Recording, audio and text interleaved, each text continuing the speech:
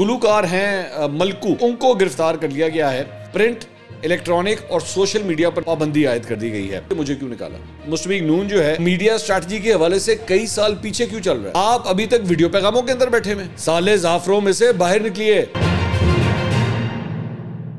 अस्सलाम वालेकुम नाज़रीन, मैं हूं मंसूर अली खान। अपने डिजिटल चैनल के ऊपर आपको खुशामदीद कहूँगा। बड़ा इवेंटफुल दिन था कल का, बहुत सी डेवलपमेंट्स हुई। उनमें से कई चीज़ों को तो हमने पिछले व्लॉग के अंदर कवर किया था, लेकिन बहुत सी चीज़ें रह गई थी और उसके बाद भी कुछ डेवलपमेंट्स हुई। वीडियो रिलीज़ होने के बाद भी उनको भी कवर करेंगे, जिसमें मियाँ साहब का ख़िताब है जो कल शाम को 5 बजे जो है वो नशर हुआ तमाम टेलीविज़न स्क्रीन्स के ऊपर। इसके ऊपर भी मैं ज़रा तफसील से बात करूँगा कि इस ख़िताब से हासिल क्या हुआ, हासिल वसूल जिसे कहते हैं ना, इसका फ़ायदा क्या हुआ या नुकसान क्या हुआ, दोनों चीज़ों के ऊपर बात करेंगे। इसके साथ साथ पाकिस्तान तहरीक इंसाफ की एक और विकेट जो है वो भी गिर गई है, कुछ उसके बारे में भी बात करेंगे। इसके साथ साथ शेर अफजल मरवत साहब को गिरफ़्तार किया गया। थोड़ा सा जिक्र हमने पिछले व्लॉग में किया था, लेकिन थोड़ी सी और तफसीलात भी शेयर करेंगे। लेकिन उससे पहले आपसे ये रिक्वेस्ट है कि अगर अभी तक आपने चैनल को सब्सक्राइब नहीं किया तो उसे सब्सक्राइब ज़रूर कीजिए। 9 लाख का नंबर हम क्रॉस कर चुके हैं और 1 मिलियन के मेगा टारगेट की तरफ इस वक्त रवा दवा है, तो आपकी मदद दरकार है। तो चैनल को सब्सक्राइब कीजिए और अगर आपको वीडियो पसंद आए तो बेल आइकन ज़रूर प्रेस कीजिएगा। अच्छा जी, सबसे पहले तो ख़बर ये है कि उस्मान डार साहब, पाकिस्तान तहरीक इंसाफ के रहनुमा, वो मंजर आम के ऊपर आए हैं और वो इस तरह मंजर आम के ऊपर आए हैं कि एक शादी की तकरीब की फुटेज जो है उनकी रिलीज़ हुई है सोशल मीडिया के ऊपर, और ये आप स्क्रीन के ऊपर देख सकते हैं कि उनकी दाढ़ी शाड़ी वगैरह निकली हुई है और इसके अंदर वो शिरकत करते हुए देखे गए हैं। अभी तक एक ही इंटरव्यू उन्होंने दिया था जो कामरान शाहिद साहब को दिया था, उसके बाद से वो कहीं पे भी नज़र नहीं आए, किसी पब्लिक डोमेन में नज़र नहीं आए, कोई और उन्होंने इंटरव्यू नहीं दिया। तो अब जाके उनकी एक फुटेज जो है वो सामने आई है। वैसे तो वो ये कह चुके हैं कि मैं PTI और सियासत से किनारा कशी इख्तियार कर रहा हूँ, लेकिन उसके बाद से अभी तक कोई इंटरव्यू वगैरह या कोई मीडिया टॉक जो है उनकी सामने नहीं आई है। अच्छा जी, इसके अलावा कल मैं देख रहा था सोशल मीडिया के ऊपर एक ख़बर जो है वो बहुत ज़्यादा गर्दिश करती रही और वो ख़बर ये थी कि जी गुलूकार हैं मलकू, कि जी उनको गिरफ़्तार कर लिया गया है। अब बेसिकली मलकू जो हैं वो पंजाबी गाने गाते हैं और अच्छे गाने गाते हैं, मैं ख़ुद उनका बड़ा फ़ैन हूँ। उन्होंने रिसेंटली एक गाना गाया है जो बेसिकली गाना है नकदा कोका, बेसिकली गाना वो है, और उस गाने के अंदर एक स्टैंजा जो है उसके अंदर आके वो ये कहते हैं कि अडियाला दा कैदी 804 हुए, और इस तरह करके मतलब लाइंस जो हैं वो इमरान खान की तरफ जो है उसका तस्करा है। तो ये जो पर्टिकुलर लाइंस हैं वो PTI के फॉलोअर्स ने काफ़ी उसको शेयर की कि जी मलकू ने जो है वो इमरान खान साहब का जिक्र किया है, और वो पिछले तकरीबन 1 हफ्ते से गाना जो है वो काफ़ी सोशल मीडिया के ऊपर गर्दिश कर रहा है, काफ़ी वायरल भी हुआ है, पॉलिटिकल रीजंस की वजह से भी काफ़ी वायरल हुआ है। तो कल एक वीडियो फुटेज सुबह के वक्त जो है वो आई। वीडियो फुटेज बेसिकली ये है जो आप स्क्रीन के ऊपर देख रहे हैं, और इनको देखा जा सकता है कि ये स्टेज से उतरते हैं और स्टेज से ये एक्चुअली ये इन्होंने इनके साथ एक को सिंगर भी हैं इस गाने के अंदर, एक खातून भी हैं। तो वो देखा जा सकता है कि वो स्टेज से उतरते हैं दोनों, और दोनों जो हैं वो उनको बाहर लेके जा रहे हैं। तो साथ पुलिस के चंद अहलकार भी साथ मौजूद हैं। अब ये फुटेज जो है वो 10:51 के ऊपर एक सहाफ़ी हैं शाकिर महमूद अवान साहब, उन्होंने ये ट्वीट की, उन्होंने ये फुटेज, और ऊपर इन्होंने ट्वीट में लिखा कैदी नंबर 804 गाना क्यों गाया, जबकि एक्चुअली गाना कैदी नंबर 804 नहीं है गाना जो है वो नकदा कोका है, वो सिर्फ एक स्टैंजा है कैदी नंबर 804। खैर, इन्होंने कहा जी कैदी नंबर 804 गाना क्यों गाया, मलकू को गिरफ्तार कर लिया गया, उनका केस भी मिलिट्री कोर्ट्स में चलना चाहिए। ये आगे से इन्होंने ये ट्वीट किया, जबकि एक्चुअली ये फेक न्यूज़ थी। ये इन साहब ने ये फेक न्यूज़ जो है वो ट्वीट की थी। ये बेसिकली गाना गाने के लिए गए हुए थे सरगोदा में, और वहाँ से इनको सिक्योरिटी के लिए जो है वहाँ से लेके जाया जा रहा था, जब उन्होंने गाना शाना अपना फंक्शन जो है कंप्लीट कर लिया। उसके बाद अजहर सिद्दीक साहब ने भी इसके ऊपर ट्वीट किया। जब ये ट्वीट हो गया तो 11:23 के ऊपर इन्होंने भी ट्वीट किया कैदी नंबर 804 गाना क्यों गाया। अब ये भी बेसिकली मेरे ख्याल में इन्होंने वहीं से ये शाकिर अवान साहब के ट्वीट से ही उठाया हुआ है, गाना कैदी नंबर 804 नहीं है, लेकिन इन्होंने भी लिख दिया कैदी नंबर 804 गाना क्यों गाया, मलकू को गिरफ्तार कर लिया गया। इन्होंने भी ट्वीट किया कि मलकू को गिरफ्तार कर लिया गया है। अच्छा, उसके ऊपर फिर जो डिबंक किस तरह हुआ कि मलकू ने उसके बाद खुद एक्चुअली जो है वो एक ट्वीट किया, ये वीडियो जो है वो ट्वीट हुई और उसके अंदर इन्होंने इसको डिबंक किया कि भाई मैं कोई गिरफ्तार नहीं हुआ। मलकू ने एक्चुअली उसके अंदर क्या कहा इस फेक न्यूज़ को बस्ट करने के लिए, आप ज़रा खुद सुनिएगा। अस्सलाम वालेकुम, मैं हूं मलकू और एक बहुत ही अजीब सी खबर चल रही है सोशल मीडिया पे कि मैं, आप देखें कि यहाँ पे अपने फार्म हाउस पे बैठा हूँ। ये सारा क्योंकि वो गाना पॉजिटिव खबर कोई नहीं चलाता कि गाना मेरा नकदा कोका है। गाना एक सॉन्ग है जिस ना सिर्फ पाकिस्तान में बल्कि पूरी दुनिया में ट्रेंडिंग 1 पे है इस वक्त। तो कुछ जेलसी की वजह से लोग गलत खबरें चला रहे हैं। मेरा सरगोदा में शो था, पुलिस मुझे तहफ़्फ़ुज़ दे रही थी क्योंकि रश बहुत ज़्यादा था, तो लोगों ने गलत खबर चलाई है। मैं अपने फार्म हाउस पे हूँ और अल्हम्दुलिल्लाह मैं काम कर। अब ये आपने मलकू की ये सारी गुफ्तगू सुनी कि कोई गिरफ्तारी वगैरह नहीं हुई थी। उसके बाद एक ही अकाउंट है शहर बानो ऑफिशियल, एक कोई छोटी सी बच्ची है, आई डोंट नो कि ये अकाउंट वो खुद ऑपरेट करती है या उसके घर का कोई बड़ा ऑपरेट करता है, लेकिन उसके अकाउंट से दोपहर को 1:02 के ऊपर उसके बाद ये ट्वीट होता है कि फेक न्यूज़ है कि सरगोदा पुलिस ने मलकू को गिरफ्तार किया। हम सरगोदा के लोग बहुत मेहमान नवाज हैं, हम मेहमानों की बहुत इज्जत करते हैं। मलकू को सरगोदा की पुलिस प्रोटोकॉल में स्टेज से नीचे लेकर जा रही है और कल भी वो महफूज था क्योंकि हम गुजरों की तहवील में था। ये इन्होंने ट्वीट किया, लेकिन क्योंकि सोशल मीडिया के ऊपर आ गया हुआ था कि जी मलकू को गिरफ्तार कर लिया गया है, तो पूरे सोशल मीडिया के ऊपर लौंडे लपाड़ों ने हर किस्म के जो है वो मलकू को गिरफ्तार करवा दिया। और तो और मतलब सोने पे सुहागा ये कि ये जो है शहबाज गिल साहब, इन्होंने तकरीबन कोई 15 मिनट का एक वीलॉग खड़का दिया इसके ऊपर कि जी मलकू को गिरफ्तार कर लिया गया। और इस वीलॉग के अंदर भी उन्होंने कहा जी इस मुल्क का, ये दुनिया का जो है वो 5वां बड़ा मुल्क है और रियासत जो है वो तबलों से परेशान हो गई है और तबला जो है वो ज़ेर ताब आ गया है और मलकू जो है उसको गिरफ्तार कर लिया गया है और धड़ धड़ धड़ धड़ धड़ धड़ धड़ धड़ पूरी अपनी फ़िलासफ़ी जो है इसके ऊपर झाड़ दी। बहुत शुक्रिया, बड़ी मेहरबानी, आपने मेरी बात को एक दफ़ा फिर सच्चा साबित किया कि मैं यही कहता हूँ कि जेरे बाहर वाले बैठे रहना नु कख नहीं पता हो रहा था कि मुल्क में क्या हो रहा है, बस ये बाहर से बैठ के जो अपनी दुकानदारी करते रहते हैं। ये फेक न्यूज़ थी, ये झूठी खबर थी, लेकिन ये हर जगह फैलाएगी। और बहुत से व्हाट्सएप ग्रुप्स के अंदर भी PTI के फॉलोअर्स दे धड़ाधड़ जो है वो ये खबर शेयर करते रहे कि जनाब मलकू को गिरफ्तार कर लिया, मलकू को गिरफ्तार कर लिया, जबकि मलकू को बिल्कुल भी गिरफ्तार नहीं किया गया था। बराए मेहरबानी उनका गाना सुनिए, बड़ा अच्छा, बड़ा खूबसूरत गाना उन्होंने गाया हुआ है। मैंने खुद डाउनलोड करके गाड़ी में भी लगाया हुआ है मैंने ये गाना। तो ये बस ये फेक न्यूज़ थी, ये इसी तरह फैलाई गई और इनके लौंडे लपाड़ों ने उसके ऊपर पता नहीं कितने वीलॉग्स बना दिए, कितनी ट्वीट्स कर दी, सिर्फ एक फेक न्यूज़ के पीछे। अच्छा जी, इसके अलावा एक और ख़बर वो ये है कि जनाब PTI के जो सीनियर वाइस प्रेसिडेंट हैं शेर अफजल मरवत साहब, उन्हें 1 माह के लिए 16 MPO के तहत जो है वो नज़रबंद कर दिया गया है। कल लाहौर हाई कोर्ट के बाहर से उन्हें गिरफ्तार किया गया था और मुझे जो रिपोर्ट्स मिली हैं वो जो दीगर वकला उनके साथ मौजूद थे, पुलिस ने उन्हें भी ज़दोकोब किया, जिसमें चंद ख़वातीन वकला भी मौजूद थी, जो कि बड़ी ही शर्म की बात है कि आपको जो है वो इस तरह दस्तराजी जो है वो नहीं करनी चाहिए थी इन वकला के साथ, लेकिन ये किया गया। GPO चौक से बेसिकली उन्हें गिरफ्तार किया गया और चंद वकला ने वहाँ से ये भी बताया कि जी इनको कहा भी जा रहा था कि अगर आपने गिरफ्तार करना भी है तो शेर अफजल मरवत खुद उठ के गाड़ी में चले जाते हैं, आप मतलब ये धींगा मुश्ती मत करें। लेकिन इसके बावजूद पुलिस ने जो है काफ़ी हाई हैंडेडनेस दिखाई है वहाँ पर और वहाँ पे चंद वकला को जो है वो ज़दोकोब भी किया गया है। बहरहाल पहले उन्हें जो है थाना मजांग में ले जाया गया और उसके बाद फिर वहाँ से बताया गया है कि उन्हें कोट लखपत जेल में जो है वो शिफ्ट किया गया है। आई एम प्रीटी श्योर कल मोस्ट प्रॉब्ली शायद इनके जो है वो रिहाई के लिए एक पिटिशन फाइल हो जाएगी। आमतौर पे यही होता है कि अगर MPO के तहत अगर आपकी गिरफ्तारी हो तो आप उसको कोर्ट के अंदर चैलेंज भी कर सकते हैं। तो मोस्ट प्रॉब्ली आज, कल तो नहीं, आज जो है वो एक दरख्वास्त शायद इस सिलसिले में दायर भी हो जाए। शेर अफजल मरवत के ट्विटर अकाउंट से एक्चुअली उनकी टीम ने जो है एक पैगाम भी दिया। उन्होंने कहा शेर अफजल मरवत लाहौर की कोट लखपत जेल में कैद हैं, 3 MPO ऑर्डर के तहत गिरफ्तारी अमल में आई है।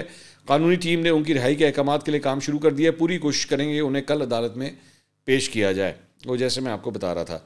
इसके अलावा पाकिस्तान तहरीक इंसाफ की जो एक विकेट है उमर तनवीर भट्ट, वो उनकी जानिब से जो है वो एक ट्वीट हुआ है और अपने ट्वीट में उन्होंने कहा है जी, I condemn all incidences of attacking and maligning state institutions by PTI. It is not possible for me to continue the politics while following policy of confrontation with state institutions as it was not my agenda of politics. Hereby I announce to resign from membership of PTI and quitting politics, may अल्लाह bless my country with prosperity. अच्छा, interesting बात यह है कि कल सुबह ही उमर तनवीर भट्ट ने जाके अपने आप को अदालत में सरेंडर किया था, और सरेंडर करने के बाद उन्होंने ये गुफ्तगू की थी। बिस्मिल्लाहिर्रहमानिर्रहीम जी, आज हमने कोर्ट में सरेंडर किया है और इंशाल्लाह ताला पूरा यकीन है अपने इदारों के ऊपर, अपनी अफवाज के ऊपर, अपनी अदलिया के ऊपर कि बेगुनाही साबित भी होगी और इंशाल्लाह ताला हमारा इसमें जो कोई किरदार नहीं है। बाकी पूरी कौम 9 मई के वाक़े की मजम्मत करती है। बानी तहरीक इंसाफ इमरान खान साहब इसकी मजम्मत कर चुके हैं और ये वाकई एक स्याह तरीन दिन था। अपने शोहदा की कोई भी तौहीन बर्दाश्त नहीं कर सकता। और बाकी आखिर में सिर्फ ये कहूँगा कि अगर जिस सियासत में इमरान खान नहीं है वो सियासत करने को कोई फ़ायदा नहीं है। अच्छा, ये आपने इनकी गुफ्तगू सुनी, इसके अंदर ख़ास बात यह है कि इनके जो आखिरी जुमला था वो ये था कि जिस सियासत में अगर इमरान खान नहीं है तो मैं भी उस सियासत में नहीं हूँगा। लेकिन जो ट्वीट होता है इनके अकाउंट से, और वो भी इंग्लिश के अंदर होता है, तो उसके अंदर जो है वो सीधी सीधी पॉलिटिक्स भी छोड़े हैं और PTI भी छोड़े हैं। उमर तनवीर भट्ट जो है वो पाकिस्तान तहरीक इंसाफ के एक जारहाना मतलब फॉलोअर्स में से या कारकुनों में से एक थे, बल्कि ये एक्चुअली PTI के MPA थे पंजाब से। तो मतलब जिसे कहते हैं ना ज़रा मसल वाला जड़ा कारकुन होता है ना, ये वो थे। खुद इतने मस्कुलर नहीं थे, लेकिन कुटना कटाना हो, बंदे को फैंटी फूंटी मारनी हो, तो उसमें उमर तनवीर भट्ट जो है वो इनको ज़रूर बुलाया जाता था। तो इवन 2014 का जब धरना हो रहा था तो उसके अंदर भी, ये तब से काफ़ी पुराने हैं इमरान खान साहब के साथ, तो उसके अंदर भी जो है वो पुलिस के साथ जब फड्डा फुड्डा करना होता था तो उमर तनवीर भट्ट साहब जो है अपना रोल अदा उसके अंदर ज़रूर करते थे। अच्छा जी, इसके अलावा एक और केस वो ये है कि जी सुप्रीम कोर्ट में साइफर केस में इमरान खान साहब की दरख्वास्त से ज़मानत समाअत के लिए मुकर्रर हो गई है। सर्दियों की छुट्टियों की वजह से बेंच तब्दील कर दिया गया है। जस्टिस सरदार तारिक मसूद की सरबराही में अब नया बेंच तश्कील दिया गया है और इसमें मंसूर अली शाह और जस्टिस अथर मिलना बेंच का हिस्सा है और केस की समाअत 22 दिसंबर को होगी। शाह महमूद कुरैशी की दरख्वास्त से ज़मानत भी समाअत के लिए मुकर्रर हो गई है और उनकी सरबराही में 3 रुकनी बेंच, जस्टिस सरदार तारिक मसूद की सरबराही में 3 रुकनी बेंच 22 दिसंबर को इस केस की समाअत करेगा। इसके अलावा साइफर केस का ट्रायल इन कैमरा करने की प्रोसिक्यूशन की दरख्वास्त मंजूर हो गई है, मैंने आपको पिछले वीलॉग में बताया था। लेकिन इसके बाद और जो मज़ीद डेवलपमेंट है वो ये है कि इस फैसले के मुताबिक जो हुक्मनामा आया है वो अब साइफर केस की कार्रवाई प्रिंट, इलेक्ट्रॉनिक और सोशल मीडिया पर नशर करने पर पाबंदी आयद कर दी गई है। हमारे पास अगर कोई रिपोर्ट आई तो हम आपके साथ शेयर करेंगे, लेकिन उसके ऊपर बीप लगा देंगे, हम उसके ऊपर बीप लगा देंगे, क्योंकि मेरा ख्याल में ये नाइंसाफ़ी है और मेरा ख्याल में आज़ादी होनी चाहिए मीडिया को रिपोर्ट करने के लिए। लेकिन रिपोर्ट हम करेंगे, लेकिन जाहिर बात है अदालती फ़ैसला है, हम उसका जो है वो ख्याल भी रखेंगे, तो हमें उसे बीप करके उसे सेंसर करना पड़ेगा। साथ ही साथ ये भी कहा गया है कि जी खिलाफ वर्जी होने पर ऑफिशियल सीक्रेट एक्ट के तहत कार्रवाई होगी। पैमरा, PTA और अदालती हुक्म की कॉपी फराहम की जाए ताकि आइंदा खिलाफ वर्जी ना हो। इमरान खान और शाह महमूद कुरैशी की फैमिली मशरूत तौर पर मौजूद होगी। शर्त होगी कि अदालती कार्रवाई को फैमिली मेम्बरान किसी जगह बयान ना करें। तो अब अगर अंदर अलीमा खान साहिबा वहाँ पर मौजूद भी होती हैं या शाह महमूद कुरैशी की बेटी अगर अंदर मौजूद भी होती है तो उनके ऊपर भी पाबंदी लग गई है कि उन्होंने बाहर आके जो है ना वो किसी किस्म की कोई गुफ्तगू इस टॉपिक के ऊपर नहीं करनी। मीडिया जो है वो रिपोर्ट नहीं कर सकेगा, पब्लिक वहाँ पे वैसे ही मौजूद नहीं है। तो ये सूरत हाल है। शहजाद अकबर साहब ने एक्चुअली इस मामले के ऊपर ट्वीट किया। उन्होंने कहा कि जी अब से हर साइफर की हेयरिंग का तमाम अहवाल, उस रोज़ की प्रोसीडिंग और पेश की जाने वाली शहादतें और उन पर हुई बहस अपने वीलॉग से नशर करूँगा। हुकूमत या अदालत चाहे तो मेरे खिलाफ बरतानिया में कार्रवाई कर सकती है। बंदा और मैदान दोनों हाजिर हैं। सहाफ़ी और वकला से दरख्वास्त है कि जो खुद ना बयान कर सके मुझे अरसाल करें, सब नशर होगा। वो ऑब्वियसली क्योंकि वो यहाँ पे नहीं है, वो लंदन में है और लंदन में आई एम प्रीटी श्योर इस चीज़ को चैलेंज नहीं किया जा सकता, जिसकी वजह से वो ये बात कह रहे हैं। इसके अलावा इलेक्शन कमीशन ने रिटर्निंग अफसरों की तैनाती का नोटिफिकेशन मुअत्तल कर दिया है और इलेक्शन कमीशन की जानिब से DROs, ROs और असिस्टेंट रिटर्निंग अफसरों की तैनाती का नोटिफिकेशन वापस ले लिया गया है। इस सिलसिले में इलेक्शन कमीशन ने लाहौर हाई कोर्ट का ये जो फैसला है, इस सिलसिले में सुप्रीम कोर्ट से अब रुजू करने का फैसला कर लिया है। ज़राए के मुताबिक दुनिया ने यह रिपोर्ट किया है कि लाहौर हाई कोर्ट के फैसले के बाद की सूरत हाल सुप्रीम कोर्ट के सामने रखी जाएगी। सेक्रेटरी इलेक्शन कमीशन का आज रजिस्ट्रार सुप्रीम कोर्ट से मुलाकात का इम्कान है। सेक्रेटरी इलेक्शन कमीशन के हमरा DG लॉ भी सुप्रीम कोर्ट जाएंगे। रजिस्ट्रार सुप्रीम कोर्ट को बाकायदा तौर पर सूरत हाल से आगाह किया जाएगा। एक बड़ी इंटरेस्टिंग डेवलपमेंट ये हुई है कि एक और ख़बर ये आई है कि इलेक्शन कमीशन ने चेयरमैन PTI बैरिस्टर गौहर की जानिब से आयत इंतखाबात मुलतवी करने के इल्ज़ामात को मुस्तरद कर दिया है। इलेक्शन कमीशन के तर्जुमान ने कहा है कि चेयरमैन PTI की जानिब से इलेक्शन कमीशन पर आयद होने वाले इल्ज़ामात अवाम को गुमराह करने की कोशिश हैं। इंतखाबात मुलतवी नहीं हो रहे और इस हवाले से इलेक्शन कमीशन के 8 फरवरी को इलेक्शन करवाने के तमाम इंतजामात मुकम्मल हैं, जिसके तहत डिस्ट्रिक्ट रिटर्निंग ऑफिसर्स और रिटर्निंग ऑफिसर्स का तकर्रुर और उनकी ट्रेनिंग भी शुरू कर दी थी, जो कि इलेक्शन शेड्यूल का अहम जुज़्व है। DROs और ROs की ट्रेनिंग का मकसद ये था कि शेड्यूल का ऐलान होते ही कागजात नामजदगी का इजरा और दरख्वास्तें वसूल की जा सकें, मगर PTI की तरफ से DROs और ROs के तकर्रुर को चैलेंज किया गया। लाहौर हाईकोर्ट के फैसले के बाद की सूरत हाल पर कमीशन ने गौर किया और इस हवाले से जल्द ही आइंदा का लाहेअमल तय किया जाएगा। मौजूदा सूरत हाल में इलेक्शन कमीशन को किसी भी तौर जिम्मेदार नहीं ठहराया जा सकता। लेकिन इस मामले के ऊपर एक बड़ी इंटरेस्टिंग बात जो है वो PTI की जानिब से सामने आई है। बैरिस्टर अली जफर काशिफ वासी साहब के शो के अंदर कल रात को मौजूद थे। उन्होंने कहा कि पिटिशन फाइल करने का बिल्कुल मकसद नहीं था कि इलेक्शन में ताख़ीर हो। इलेक्शन में ताख़ीर हो रही हो तो हो सकता है हम पिटिशन वापस ले लें। तो ये बड़ी एक इंटरेस्टिंग डेवलपमेंट है कि जी वो जिस पिटिशन की वजह से एक्चुअली इलेक्शन डिले हो सकते हैं उस पर PTI कह रही है कि शायद हम ये वापस ले लें। उन्होंने कहा कि जो स्टे ऑर्डर आया है मुझे भी लग रहा है कि इलेक्शन में ताख़ीर होगी।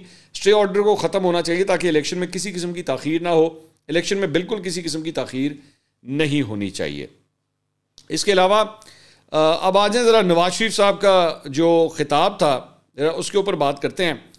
तो सूरत हाल ये है कि कल 5:10 के ऊपर नवाज शरीफ साहब का खिताब नशर किया गया। खिताब रिकॉर्डेड था, पहले से रिकॉर्ड हुआ था। पीछे मुस्लिम लीग नून और पाकिस्तान के झंडे जो है वो लगाए गए थे और मोस्ट प्रॉब्ली शायद नवाज शरीफ साहब प्रॉम्प्टर से पढ़ते हुए उन्होंने खिताब किया।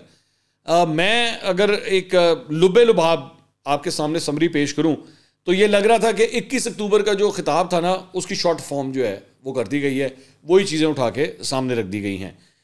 अगर इस पूरे खिताब की अगर एक हेडिंग देनी हो तो उसकी हेडिंग जो है वो बनेगी कि मुझे क्यों निकाला। Simple is that.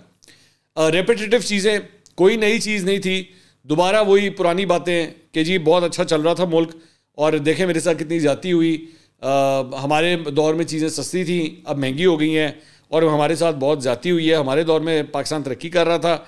और उन्होंने कहा कि जी मैंने तो अपना मामला जो है अल्लाह के ऊपर छोड़ दिया था, लोड शेडिंग के हमने अंधेरे ख़त्म किए, पाकिस्तान में सरमायाकारी करवाई, अब सरमायाकारी क्यों रुक गई है, पाकिस्तान से हमने दहशतगर्दी को कुचल दिया, फिर गढ़ क्यों बना दिया गया, रुपए की कदर क्यों मिट्टी में मिला दी गई, खित्ते में हमारी करेंसी सबसे मजबूत थी।